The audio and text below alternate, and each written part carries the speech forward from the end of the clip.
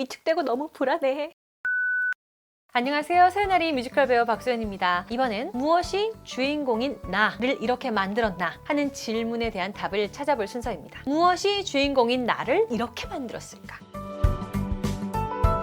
극중 사랑의 힘의 아이콘인 나, 우연히 막심을 만나 사랑에 빠지고 그와 결혼해서 맨덜리 저택으로 들어오게 되는 성격이 굉장히 평범하면서도 소심한 아가씨입니다. 죽은 레베카의 기운이 잔뜩 드리워진 저택과 냉담하고 무섭기까지 한 댄버스 부인의 어떤 기운으로 인해서 굉장히 위축되고 작아져 있는 삶을 살게 됩니다. 다행히 레베카의 죽음에 대한 남편 막심의 고백을 들으면서 마음을 다잡고 댄버스 부인에 맞서서 맨덜리의 새 안주인으로서 자리를 잡습니다. 상황을 극복하고 성장하는 모습을 보여주는 유일한 캐릭터예요. 그렇죠? 어떻게 생각하세요? 원래부터 좀 소심한 성격으로 출발하죠. 분위기에 많은 영향을 받으면서 안 그래도 소심했는데 위축돼가지고 더 쪼그라들어요. 맞습니다. 클라이막스를 거쳐가지고 종반으로 가게 되면서 상황의 변화에 가장 유연한 모습을 보여주고 놀라운 변화를 보여주는데요. 타인의 고백을 믿어줄 수 있다는 거, 자기 남편이 막심에 대한 신뢰를 높이 삽니다. 이를 통해서 다음 대처를 생각해 볼 수 있고 둘이 함께하는 미래를 그려볼 수 있지 않았나 싶어요. 극에서 나라는 인물은 상당히 위축되고 소심한 인물로 계속 그려지는데 다행히 상황에 대처하고 극복하는 힘을 가지기는 했지만 그럼에도 불구하고 소심한 성격이 아닌 건 아니거든요. 내 아이가 나도 모르게 그렇게 좀 소심한 성격으로 자라는 환경을 내가 조성하고 있다. 그럴 경우에 내 아이가 그런 성격으로 자라지는 않았으면 좋겠거든요. 어떻게 해야 될까요?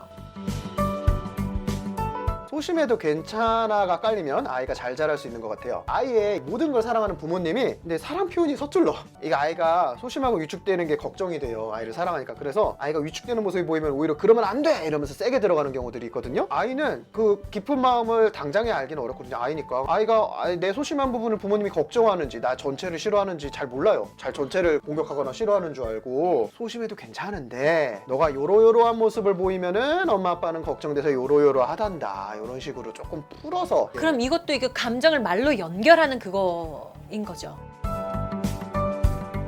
아주 훌륭합니다. 역시 캐치를 잘 하시네요. 또한 아이의 감정을 요령껏 잘 받아주는 거예요. 이게 특히 우리나라 문화에서는 어려운 일인 것 같은데요. 아이의 감정을 잘 받아달라고 제가 이렇게 말씀을 드릴 때가 있어요. 그러면 이제 부모님이 그럼 아이가 하라는 대로 다 우리가 맞춰줘야 된다는 얘기냐, 어떻게 그러냐 이를 키우는데 그렇게 얘기하시거든요. 뭔가를 해야 된다, 하지 말아야 된다 이러는 거는 훈육의 영역이고 너가 그러고 싶었구나, 너였다면 그랬겠구나 이러는 건 공감의 영역이고 둘은 따로 분리되어 있는 다르죠. 거예요. 예, 그래프의 축처럼 너가 화가 많이 나서 동생을 때리고 싶었구나.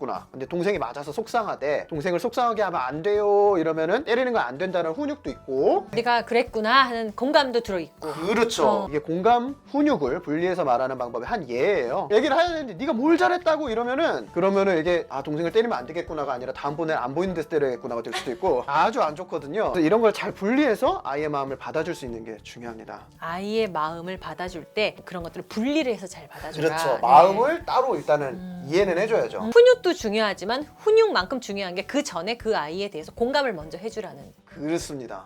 이게 사실은 연인 사이에서도 필요해요. 혹은 부부관계에서도요. 집에 돌아와가지고 나 속상했던 일 얘기하고 싶은데 그거는 공감을 해달라는 얘기잖아요. 네. 근데 꼭 심판을 보는 사람이 있어요. 그건 맞아요. 네가 잘못한 잘못했네. 건데. 나 왜 이렇게 잘 알지?